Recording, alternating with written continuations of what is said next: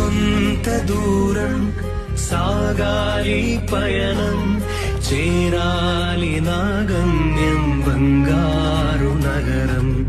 ఆలోగా నాకు మిగిలిందొక లక్ష్యం, ప్రతి జీవికి ప్రచురింప యేసుని ఘననామం.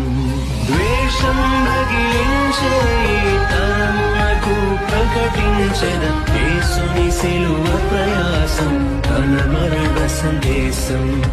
గాయముతో కుంగిన ఈ లోకంకు స్వస్థతను, యేసులో నిరీక్షణను, ఆయనలో జీవము. వందనము దేవా వందనము నీకే, కలువరిలోని యాగం నా రక్షణ భాగ్యం.